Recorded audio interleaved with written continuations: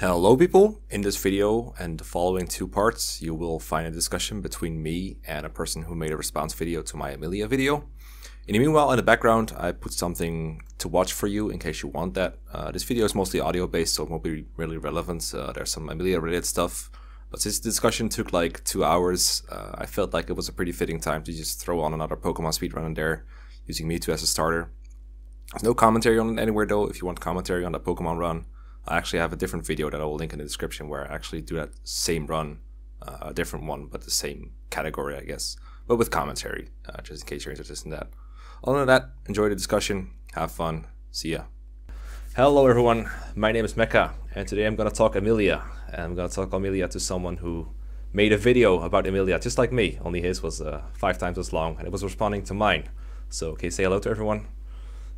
Hello, I am Sakazuki on the YouTubes, and I'm here to talk Amelia with Mekkah. Yay. So, I don't know if everyone has seen your video. I think most people have seen mine because it has like it has the most views out of any video on my fucking channel except for the promotion video, which is also Amelia related. So there's probably a coincidence there. I don't know how many views your video is gonna get. I don't know how much attention it's gonna get, but people have been asking me all day to respond to it, and I was considering like debating over text or making like a response video, but a response video would have been like 3 freaking hours or something, maybe 4 if I did the same method as you. So we decided it would be best to just talk it out because I feel like my point of view, I think I've presented it clearly, but the way you presented, I don't think matches what I was explaining. So we need to clear some things up basically. But I think some of the things you were saying are also felt by a lot of I don't necessarily want to say casual players, but a lot of people in general on YouTube at large, they agree with you in a way. And I want to, you know, I'm not convinced that I'll be able to change everyone's minds or anything, but I just want to clarify my position and help you clarify yours, because there's also some people on, let's call it my end, that really disagree with you. So we're just gonna see if we can build a common ground here. But don't get me wrong, I think you're wrong, and I'm gonna try to convince you otherwise. I'm not gonna rest until, you know, I've made a very, very, very, very desperate attempt to convince you otherwise. Like, I think you're wrong. I think you're spreading misconceptions. That's all, make it clear. But this is not personal. This is not a video where I'm looking to bully some Amelia fan or make fun of them or whatever. I'm just trying to keep the conversation going here. And at the same time, if someone makes a 90-minute video responding to my video, I need to respond in some way, like, obviously. So, yeah, that's what I'm gonna do. So, how are we going about this? Well, I need to clear a couple things up. Yeah, and then I think it's best to assume that not everyone has watched your video, because that's like 90 minutes of everyone's time. So I'll give you the time to clarify your points. I think you said you prepared a couple of them in like a text document or something. So we'll just go through those. I have a couple of mine as well, and we'll see how long this ends up being. I don't know. So with that said, any questions beforehand? No, I think you nailed the introduction pretty well. Okay, cool. That rarely happens. Okay, so I'm gonna clear up a couple of things right away. One really important thing is about the background footage that you commented on a couple of times. It is basically irrelevant towards my point. If I wanted to have footage supporting the points that I do, which I usually do in like pitfalls and waifu, that kind of stuff, that's usually relevant footage, or footage that I've tried to make relevant. But the footage in the Amelia video, you can basically consider it irrelevant, because for one, it uses the ROM with 100% growth, the one I used for my FE8 LTC. So it has Amelia get like +1 stat in every level up. So it's not representative in Amelia of any of Amelia in any way. Like, it's just Amelia killing things. That's the only really relevant thing about it. But it has like a bunch of unarmed characters protecting Amelia while she levels up slowly with the javelin. It doesn't really have anything to do with Amelia besides the fact that it's Amelia grinding, which I also talk about a little bit. But it doesn't really have much to do. And I think you specifically commented on, this is one of the few parts of the video I watched, because I watched, I think, around 20 minutes of it before I decided, you know, I don't really want to sit through 90 minutes of this. As much as I like Amelia, I don't really want to watch 90 minutes of it. So there was a part where she had like a javelin and she attacked, I think it was a poison bow bone walker or something, and she could have died. The way it was is I was just recording background footage for this Amelia video. I don't even remember if I wrote the script first or if I just recorded that footage first randomly. But the way I saw it was if she dies, it'll be funny because people love seeing Amelia die for some reason, especially Max's community is really fond of it. And if she doesn't die, well, it'll be funny too because she should have died, but she lived, and that was that. And she ended up living, which meant I could keep going the way I did, but it was not meant to be a demonstration of how to grind Amelia, nor a demonstration of how good or bad Amelia was. It was really just background footage. So nothing in that playthrough really said anything about the way I view Amelia. It was really just... Do you mind if I interject on that? Go ahead. All right, so the reason why I brought it up in general is because I guess the entire crux of the argument was derogatory towards the character, and then seeing the character be shown in a jokingly or equally as derogatory manner seemed kind of forthwith and on the nose. So it seemed kind of, I guess you could say, not in the best taste to convince people who may have differing opinions and to show the character in the most fair and balanced light. I feel like would have resonated more with me and other people who may have wanted to hear the other side without a bunch of general baggage that comes with people who disagree on different sides of the fence. I can see that, but at the same time, I thought it was pretty obvious that it wasn't meant to represent anything about Amelia, considering the 100% growths. Like, it made her look a lot better than she was in a lot of ways, so I felt like it was pretty clear that it wasn't really what I was representing, other than just background footage. But now we know better, right? At least now we know better. Yes, a lot of things that I thought would be okay to comment on about the footage seemed okay to me at the time, because it seemed like it was structured in a way so that not necessarily it would represent the character, but it's just the first thing. Fire Emblem 8 doesn't really have much of a big visual presence. Not many people know what the game looks like or know much about how the mechanics work. So to show like a really disingenuous form of what the game looks like without any prior background or any prologue whatsoever to what we're seeing just felt a little out of place. And considering how much effort you put into other parts of the video and what you showed us there, it just seemed kind of out of place and not as genuine as the other points of the video.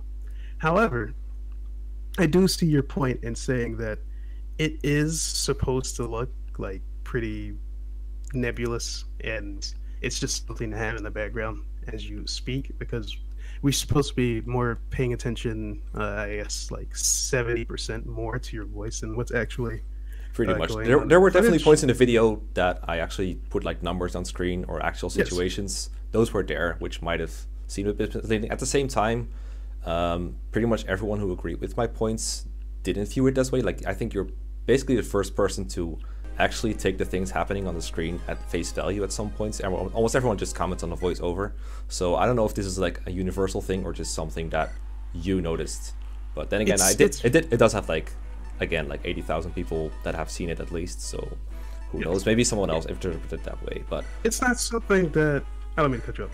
It's not something that I take like seriously at face value. Like, this is how you're going to show Amelia and you're trying to shake a stick at her or anything like that. It is like something that you would only notice if you really were trying to take in all of the subterfuge that may be thrown at you, because more often than not, I've watched your video a couple times and I didn't really pay much attention to it, but when constructing my own arguments against it, it is something I kind of noticed, like, to come, I guess you could say, it was a type of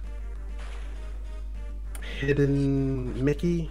Like, it was just something that attacked a subconscious part of your brain. Seeing this character do ridiculous things that she shouldn't be able to do, and seeing questionable choices in gameplay. And it's like, well, I wish you kind of had something a little bit more concrete going on, even though I know it's just something to have in the background. Yeah, well, let's just pretend for the rest of the video that instead on the background there was like footage of the Tale of the Three Trainees. I don't know if you've seen that. Yes. Yeah, okay, so that's more like Amelia as she usually is, minus the whole super trainee part. That's probably not the route you like the most, but, or is it? I don't know. But I like super training. okay, okay, we'll probably get into that. Okay, so that's more of an average Amelia probably. So we should probably let's move on from the background footage basically and get to the raw content because we're already at like 10 minutes in, so we should probably get something going. Okay, so I think the first thing I should just make clear right away, because otherwise I'm going to be using it to address one of your points. My videos in general, and this video specifically, was never about telling anyone how to play. I'm not, this disclaimer is on a couple of Pitfalls videos and everything, and I think it's even in the Amelia video. I'm not aiming to tell anyone how to play Fire Emblem. However, I do think there is value in giving good advice to people, and I think that the advice, use Amelia, is not the best advice you can give a new player. Even though it isn't really hard, I just don't think it's worth it. And that's how we get to the second point, which is I'm not telling anyone how to play. However, I do think it's important to establish a way on how to rate characters. We need standards of some kind, because if you use different standards from mine and your standards differ from someone else's, then we're never really going to have a good discussion about how we should rate units. And specifically, I don't know if you're familiar with Fire Emblem tier lists, like character tier lists. I am. Yeah, so for a pretty long time people have been doing this because people on the internet love tiering just about literally everything. Yeah. And of course Fire Emblem units are very, very suitable for tiering. And this harkens back to your comment on like a veteran. So like this shit has been going on for ages and ages. People have been trying to figure out how to rate different units. And you know, for the longest time on, I think like the depths of like GameFAQs and IGN and everything, people would just rate the character the highest, that just had the highest growth or the highest endgame potential. But at some point people started to, you know, take it a little further and develop some, I would say, better standards. They would assume things like, for example, the ranking system in FE7 was used to determine how good a character was. So for example, if a character was really strong or had a lot of movement, they would help the tactics rank by clearing enemies more quickly and you know, clearing objectives, helping you get treasure, which helps your funds rank. If they were underleveled but really strong, like someone like Raven, for example. You've played FE7, right? Yes. Yeah. Okay. I played I don't know how far in the video you got, but I specifically state that I have had experience with Fire Emblem since 2007. Yeah. When a lot of people were getting into Super Smash Bros. Melee, and we were introduced to Martha and Roy. And I'm like, oh, these kind of cool characters. Let me see what game they're from. Look up the trophies, look at the game. A friend of mine actually had it for some strange reason. I don't know if he discovered it through Smash or he just liked the cover art of the Game Boy Advance game or anything like that. And I picked it up and instantly fell in love. And I played through the entire GBA trilogy plus some side games. Okay, good. Here. So I'll note you to use analogies from all the GBA games then. So, yeah. So like Raven, very strong character, and he levels up quickly because he's like his level is kind of low, so he gains EXP quickly. And like someone like Wrath or Heath, they're also under leveled for a little bit, so they gain EXP more quickly than other characters, and that makes them good for EXP rank. So those are basically the core rankings of FE7 that make you good in ranked play. But then at some point, obviously Fire Emblem stopped having ranks in gameplay, but people still wanted to make tier lists and they still wanted to have standards. So instead, what people started to do is develop a thing called efficiency, where you would play kind of fast, but not like the lowest turn count possible, but still kind of fast. And the reason for this, and I don't think I mentioned this in Amelia video specifically, but we need standards because if you're just allowed to take an infinite amount of turns with an infinite amount of time, I wouldn't say, but an infinite amount of turns, any unit can do anything. Even Amelia, even Ewan, even Nino, even Marisa, even Est, they can all do pretty much anything you want, given enough time. If you don't have enough attack to kill an enemy quickly enough, okay, you can just take more turns attacking. If you don't have enough durability to last more than 2 rounds, well, you can just keep attacking and just keep getting healed and protect from enemies, and you know, your durability doesn't matter a whole lot as long as you're not getting one-hit killed. But even if you're getting one-hit killed, you know, just put someone in front of them, like box in an archer or something, or start attacking priests or boss abuse or attack at range without getting countered, and just take forever and get a lot of level ups that way. And you can get anywhere. You can like solo Fire Emblem 4 with Arden. I don't know if you've played that game before, but You I can want do, to. you can, and your movement doesn't matter either because you can just take longer to move across the map. Like literally any stat can be negated by taking more turns and taking more time to baby a unit. So we need some sort of standard. So for example, you can argue almost any stat lead or any stat deficiency to be null and void if you just take more time to compensate for it. So we have to get credit somehow to having better stats, and to do that we use the context of a player that plays, you know, to clear maps a little quickly. Not the quickest possible, because those clears are usually not reliable and also make for very little flexibility. But like, you need to be sort of fast, and that kind of playstyle is really bad for Amelia. And that's why Amelia is, in my eyes, a very bad unit. So I just talked a lot, so let me just see in how far you agree with me. So do you agree that we need some sort of concrete standard to judge units by if we want to rate them? Okay, so also something else I need to introduce here is relativity, because when I say Amelia isn't good, what I really mean is she's bad compared to other units in Fire Emblem 8, and there's roughly like 30 or something of them, so not that many. And that means that if Amelia has like problems that other units do not have, she's gonna have to compensate in a really significant way to compensate for her deficiencies. So when I say Amelia is bad, what I don't mean is Amelia can never kill enemies or Amelia can never become a strong character in game. What I mean is that overall, over the whole course of the game, of course, she is just not going to be very good, and in fact probably not worth the trouble. You can still do it, it's still possible, it's not hard. I mean, it's not difficult to box in an archer and kill him at close range and just take forever, or stab a priest a million times until she levels up. That's not hard, like any player can do it, but it's tedious, it takes long, and if you have any sort of standards, it doesn't really look good for her. So do you think those are, you agree we need standards, so do you think playing reasonably fast is a good standard to judge units by? That is kind of what I wanted to hear out of both of those videos. Like some kind of really concrete history as to why what you call veteran playstyle, or the playstyle that's not necessarily what a speedrunner would do. Yeah, speedrunning is a very different thing. Let's get that out of the way. Speedrunning is like playing a game in the lowest amount of time possible. It doesn't really have anything to do with turn count. It has like overlap with playing fast in a low turn count play, but not really. Like it's the goals are very different. Lowest turns and lowest times are a very different category. Like lowest time is what someone like Kirby Master and Gwimpage, they have like very good Fire Emblem speedrun videos. But generally, when people call LTC or efficiency speedrunning, I kind of, you know, I wouldn't say triggered, but that kind of annoys me because it's not really the same thing.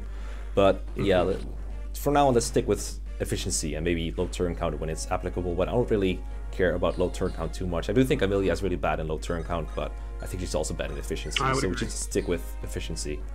So go on, you were saying something about, you wanted to hear this. Your general assessment of what your the playstyle and standards that you would have parameters for your whole crux of argument as to why characters are put in certain categories and why you would rate characters a certain way. That is something I really did need to find that I didn't really get out of those two videos. I don't know if this is something you've spoken to like at large, so it's like generally known throughout the community. It is to an extent. Like I've explained this in I think a couple of videos, sort of. So I'm not assuming everyone's familiar with it, but I do think I tapped into it sort of in the Amelia video, but I don't remember in what sense because I haven't rewatched the video quite yet. But you have though. It's really it's really nebulous as to what you define as the veteran playstyle. It's just a playstyle that is not conducive to this character, so therefore she is bad, and I rate her this way because of this playstyle. Yeah, and well, my big question is, well, what are the parameters of that playstyle? Why do I only need to play this way if that is indeed the only way to have an optimal look at the character, okay, when there are obvious... Your question is, like, why do I have to play this way, but you don't have to play that way? However, if you want to talk about what characters are good and what characters are bad, we have to assume some kind of playstyle in order to have standards, because if you use your own playstyle to judge units, and I use my own playstyle, it's kind of basically, we're living in different worlds, we're using different units, because your Amelia is going to be very different from mine due to the different ways we play. So the only way to really get a good way of creating a unit, I guess I'll say, is to have this sort of standard. But you know, you could make a tier list with just about any rule set. You could say endgame potential is all that matters, and then all of a sudden units like Amelia and Mur might become much better. However, I will say that I think those kinds of standards are much less reflective of a character than and their potential and their, or not really their potential, that's not the right word, but more like their usefulness throughout the entire game. Because if you were to judge them by endgame stats alone, you're missing out on a really big portion of their utility. Kind of like what I say in the video, which I do remember, is saying like if you're only judging the whole restaurant thing by the dessert, then you're not talking about the main course or your appetizer, and Amelia's appetizer is really bad, and I'd like to take it into account. But maybe you have a better set of parameters for us that we can use to judge units by. The set of parameters that I kind of hinted toward, I don't know if I really got this across during the video, even though it's like 90 minutes long. The set of parameters that I would give that character are, you would have to take in not just that one particular playstyle or any one particular playstyle. It's this big, huge conglomeration of possibilities of how to play the game. So like a really big average of every single possible playstyle. Not every single possible playstyle, but that there are different playstyles that should hold credence inside of the general way that most people play the game. Like, you take it's probably a bad example, but you take a game like Team Fortress 2. I haven't played it, but whatever, go on. There's different ways to play the game depending on what game mode. Like, Fire Emblem generally only has one type of game mode. But if you were to give Fire Emblem a set of parameters that aren't just conducive to what the game gives you, then you have a different game entirely that you're playing. And each person, when they encounter the game for the first time, has like this different way that they can see how to complete each objective. So that way, the reason why Fire Emblem is interesting in that way is because there are like almost a million types of permutations to have units interact with each other and interact with the maps and the terrain and the enemies and such.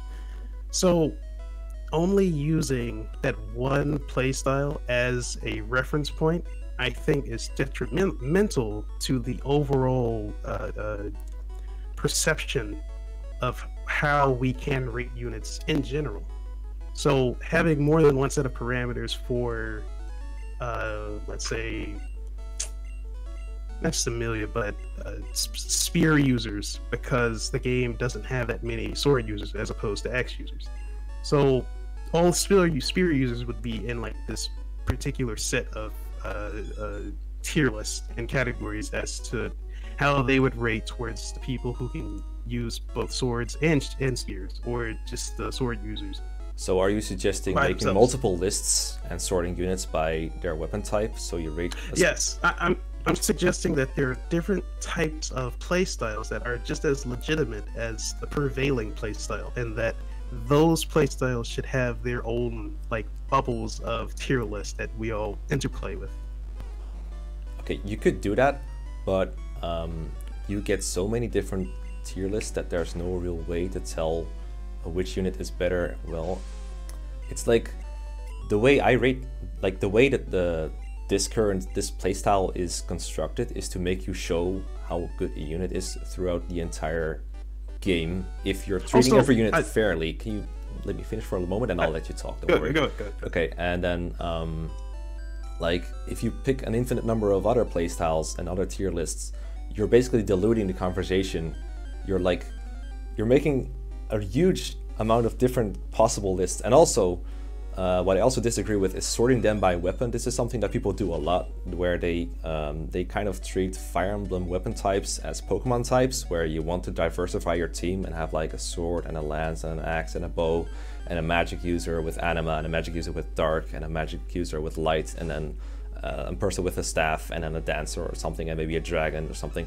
But Fire Emblem, unlike Pokemon or a lot of other games, it doesn't really need a team that diverse. You can pick a team of like 5 units of the same class and it'll be really good. You can actually directly measure, for example, a lance user. You call them spear users all the time, but For like, most people say lance users, I think, which I think is more clear because not all lances are spears in Fire Emblem. But let's call them lance users for now. You can measure how a lance unit does against an enemy, and you can also measure how a sword user does against an enemy, and you can directly compare them. So there's no need to separate them into two different bubbles because they are both doing the same thing. They're doing combat, and they might die in a different amount of hits. They might dodge a different amount of hits, but you can still compare how long it takes them to kill an enemy and how long it would take them on average to die. So there is no need to sort them apart like that. And a lot of people fall into the, I'll just call it the pitfall of like, oh, I need a dark magic user in FE7, so I have to use Kanas, and I need a bow user on my team or else it won't be diverse, but all the bow users are just kind of bad. So I'm stuck with a bad unit, even though, well, they won't think it's a bad unit because they think they need a bow user. But the point is, you don't need units to be separated into categories like that because you can directly compare them. It's not apples and oranges, it's just a different kind of apples that you can compare pretty easily. So I think there is no need to sort into different tier lists for different weapon types. Do you disagree with that? That there is no need to sort them like that? Partially. Just partially on the fact that there are situations in the game where it would be more advantageous and even optimal to have like a build to counter a certain map or a certain like series of events that you know are going to have. There's going to be a lot of spear users, or like using a spear. There's going to be a lot of lance users on this map. Okay, but and there are going to be a lot of. There is never a situation in basically all of Fire Emblem where the map is so filled with units of one weapon type that you really need to have the weapon type that counters them. Like even, for example, let's see, how about you do it? Because what is an example of a map in Fire Emblem, can be any game, where you really need a unit of a specific weapon type to do well? I would say in chapter 15, I believe. No, the chapter where you're kind of I think it's called two paths crossing. The chapter where you're in between those two armies in the desert map in FE8? In the big field. No, not the desert. In a couple chapters before that, you're fighting Idus, the great knight. Oh, Erica's chapter 13, I think. Yes, yeah. Yes.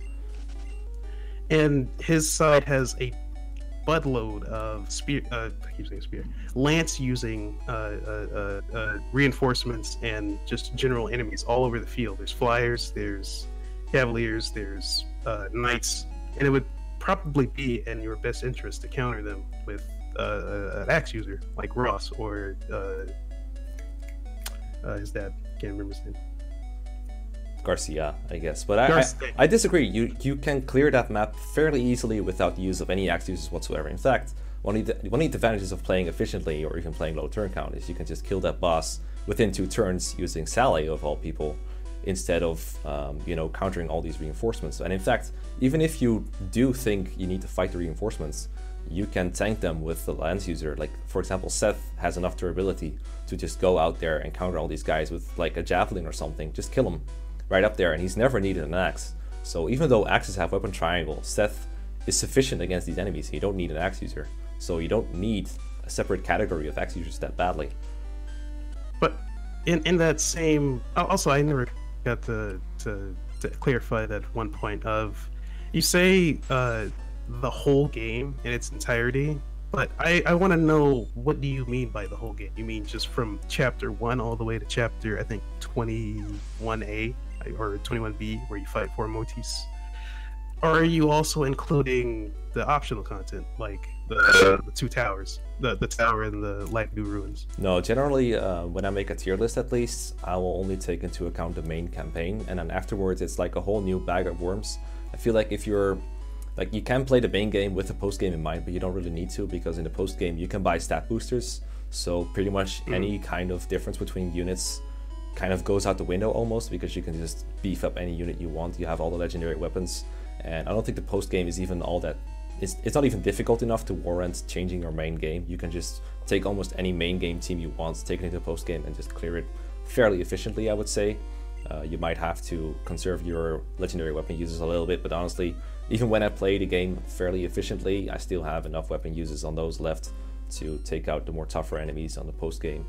And in general, you can just beef up a random bishop or something and just sweep the tower and the ruins with them. I don't think the post game would change all that much about a tier list, but I generally don't take it into account, and most community made tier lists don't, because, well, it's really about the main game and the rest is like optional. The point is, and this is, again, it's a set of parameters. You can make a different tier list, but I don't think it would change very much. All right, thank you for answering that. It's actually pretty clear and concise. To go back to the original point about, I think we were discussing. I think at some point we were discussing Amelia, but we've kind of drifted off course. But I guess we're talking about unit standards, which is important. Yes, because one of the big points of contention that I have with the video is just defining what this playstyle is and giving it a really concrete history and set of rules that people follow for this very specific reason. And from those parameters, we can kind of have this really solid set of arguments for and against, which is what my point of contention is.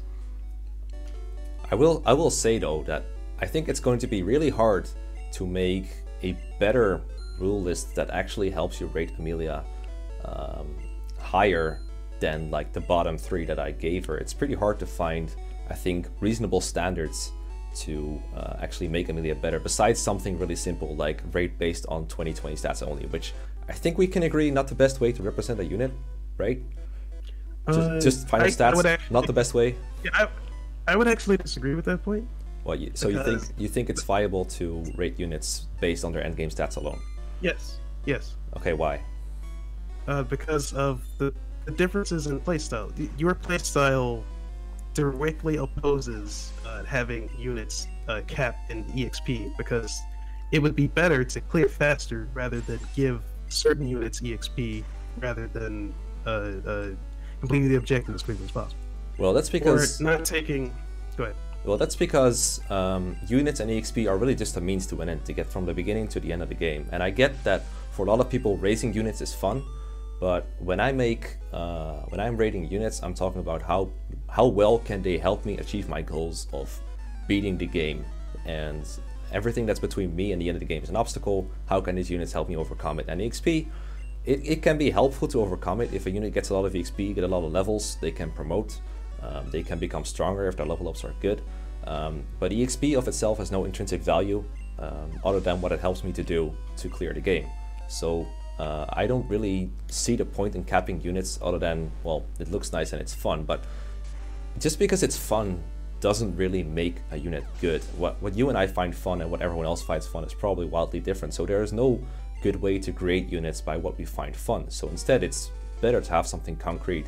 But to come back to rating units based on like end game stats, you think it's reasonable to tell someone you should use, I won't use Amelia as an example, like you should use Nino, or you should use Est, or you should use, I can't really think of any other actual tier list bad unit that has good growth with bad bases. But like, you think it's reasonable to tell people use this unit because at the very end they're going to be good? You think that's reasonable? I think that depending on how you play, the fact that you can get that character to that point and it is something that isn't obtrusive to the way that you're playing the game, which is you call using all of these turns to make units better or give them EXP kind of tedious, and I will grant you that it can become tedious. But that tedium is a part of that particular playstyle that holds credence with people, because they wouldn't do it if it wasn't something that they found legitimate. Like, a legitimate way to play the game is to use these turn counts to upgrade their characters so that they can have them on their team to fill a specific role in their team comp. Okay, Good. I've gone into why I don't think units have specific roles like that, other than, like, I think healers, dancers, and fighting units have different roles. Other than that, I don't think you can really put combat units in different roles, because you can measure them against each other pretty perfectly. And besides that, what was it? Oh yeah, it is like, if you say legitimate, people can play that way and have fun, sure, but does it really help us see how good units are? Not really, because you're putting them all on equal grounds by giving them as much babying as they need to become self-sufficient.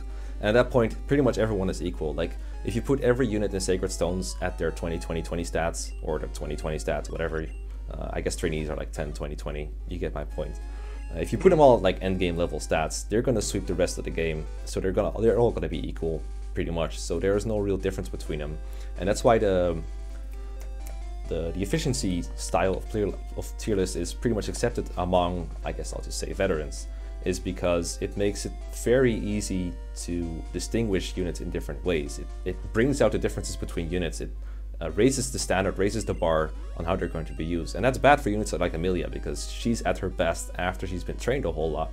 And it's unfortunate for her, and it doesn't mean she cannot be used, but it makes her worse by those standards pretty much irrefutably, I would say. Yeah, I totally agree with that sentiment. I'm not trying to take away from the established, I guess, mandate of this is the standard that we've come to agree on because of these reasons. But I'm also saying that just because those reasons are the current standard, that doesn't mean that there should be in place other standards at play that interplay with the current standard as well. Okay, so I asked you before about like what would be a better set of standards to rate units by, and we've kind of gone over endgame stats only, which I still don't find satisfactory, and I don't think they reflect on the unit stats. But okay. you disagree on that still? You know, like, do you see why I find it problematic to just rate Amelia based on her endgame stats when she doesn't join in her endgame stats? Like, her endgame stats are not her stats throughout the entire game. That's just not how it is. So I don't see how it is reflective of her as a character to just rate her based on her endgame stats. I'm not rating her just based on her endgame stats, but I'm not going to remove that as not a factor in the entire rating of the character. Oh, I'm not saying that either. I think Amelia's endgame standards, her endgame stats should factor into the comparison. However, I'm only going to factor them in when comparing her combat at roughly the final chapter, assuming she can get there in a reasonably efficient playthrough. I assume that if you use Amelia throughout an entire efficient playthrough, she can sort of get to endgame stats. But at the same time, I also don't want to take away, and I feel like this is what you're sort of doing, taking away all of the deficiencies of her at base level, and even after she's promoted for the first time, and especially if she promotes to Knight, which I think is a horrendous choice. I feel like those deficiencies are what you're kind of cutting out of the picture. I don't want to cut them out of the picture. I just want to present them in a way that is conducive to not just the current zeitgeist of how people view the character. It's not something that I want to. I don't want to make something bad good just to promote this fascination with changing the status quo. It's to bring light to a, I keep saying legitimate, but also there's a lot of static coming through your microphone, just saying. I don't know if you've noticed, but let me see if I can, like, it mostly happens when you talk, so you're still like audible. I can still understand what you're saying, but it might be a bit annoying to listen to sometimes. So I don't know if you can do anything about it. how about now? Sounds okay. Try again. You sure? Yeah, it sounds better now. I'll turn you up a little bit. Thank you. Okay. So you were saying something. So I stopped on. I don't want to take away from the negative, or as you call it, bad aspects of raising a unit like that, or just simply using a unit for those specific purposes of having them look good in the end game. That's not at all what I want to get across. I want to say that the journey of getting to end game can be handled by a different set of parameters that would be more conducive to using Amelia and characters like that. You don't necessarily have to give them free reign to do whatever they want to do, because the game already gives you that. It gives you an unlimited turn counter where you can just do whatever you want on most maps. There's certain maps that do have timers. But I'm also saying that there should be like a reasonable and an accepted standard of alternate turn count ratios that you can use to get certain units up to a certain place so that you can use them for whatever these parameters are going to be. Okay, well, I will say that any standard alternative to the ones that we are currently using is probably going to result in more arguing about, I mean, there's nothing wrong with people arguing, but the more concrete standards you have, the easier it is to come to an agreement and to actually, how do I say this? It is so difficult to rate and debate about how good two units are compared to one another when you have too much wiggle room. So for example, let's say that we have, this is very arbitrary, the numbers are made up, but let's say the standard accepted turn count for the chapter that Amelia joins in is like 15. I know the lowest is like 8 and the high, well, there's obviously no highest, but like if you play super hardcore LTC, the lowest turn count you have is like 8, I think. I might be wrong, but the numbers are made up. It doesn't matter. It's an example. But yeah, for FE8, yeah, Amelia's or Ephraim's route. Okay. So like the castle with Geb in it and Tana and everything. So, so let's say that like that's the lowest, and then let's say the highest accepted is like 15, and we could use we get to argue about how good units are. So if you have 15 turns to clear the chapter, it's a little bit easier to give Amelia a bit of EXP. It's a bit easier to maybe free Tana, give her some EXP. And at that point, Amelia and Tana raise up a little bit, and they become more comparable to other units because there is more time to train them. And at that point, it starts to become more arguable. Like for example, there's a unit like right above Amelia, I don't know, like say Marisa or something. It becomes harder to see which one is better because you've made the differences smaller by increasing the possible turn count. If you raise it from like 15 to like 20 or 25, it gets worse. And the same goes for something like grinding. If you if you let units work away their stat deficiencies with no opportunity costs, then units just become more and more similar, and at some point you basically end up with a tier list that's literally just all units sorted by availability, because the best units are going to be the ones that join first and have the most to do, and if everyone else just gets to catch up for free with no opportunity costs, then basically every unit is roughly the same against every enemy, because you get to train them until they're up to par, until they're acceptable. So that's why it's so important to have a pretty high bar for units to rate them against. So what I'd like you to do is propose one rule set, one set of standards that is more conducive to Amelia, but still reasonable enough to where you can actually debate about units without getting stuck in an endless loop. So what is one set of rules? What is one set of standards that we can use to rate units that you think would be better or a reasonable alternative to what we have? All right, so going off of my experience and what other people like-minded like me or just similar mindsets that I have, I think that a reasonable alternative to the way that the current standard is, or just what has developed into the current standard, is that to give more breathing room to members of your army that you would like to have alternatives to because of stat deficiencies or because of join time or because of how we feel they interplay with certain maps and certain parameters of the game, such as getting good supports or having them use certain weapons and things of that nature. So let's say that we have a turn count, a universal turn count of, let's say, 25 turns. 25 per map. 25 per map. Every map in FE8. Every map. Okay. Except for the maps that are obviously time maps.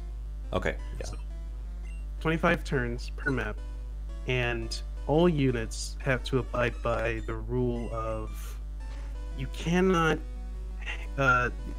gain more than, let's say, 5 levels per map. So you can't experience hog to one character or the other. You also can't give a character 1 round tier weapons. So silver tier weapon, A rank tier weapons are now out. It's only B rank and below. Okay, but why is this a good rule set though? Why like it's just It sounds more like a challenge playthrough than something you would actually use to give that helps us rate characters in a more accurate way. And if you have 25 turns per map, that is a huge amount of time to do pretty much everything you want. And you get into that territory, I feel, where every unit produces roughly the same results. By turn 25, the map will be empty, units will have gained EXP, cool, and you'll have achieved every objective. But you can do it in almost any way you want, so it almost doesn't even matter what characters you use anymore, and as a result they become almost non-distinctive. So what you have done is you haven't really made Amelia better relative to other units, you've made her basically equal.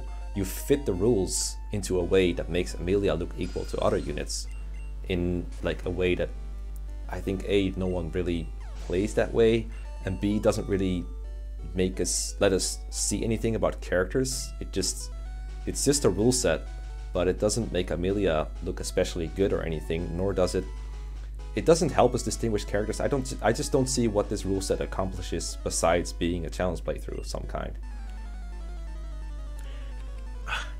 To be fair, I haven't had a lot of time to really develop what a rule set would be that would be most beneficial to her. I could if given enough time and enough research, but to be kind of put on the spot to give something off the top of my head. That is fair, but I assume you do have. That is fair. I did put you on the spot by giving you hey, make up a rule set right now. But like, what if I were to ask you to rank every FE8 character from like top to bottom? I'm assuming like you have some kind of idea of how good you think Amelia is compared to other characters. So if you look at the Reddit tier list, I think for FE8, for example, I don't have it right now. But I think somebody posted it in the server, and that's what I probably. I think the bottom three is like Ewan, Amelia, Marisa, in that order from bottom to top. And then there's like a bunch of people above with like Seth, Vanessa, Franz at the top, probably Arthur, Saleh. I think Cormac might be up there, maybe whatever. So where would you put Amelia on that list by whatever standard you happen to be using? How much higher would you rate her?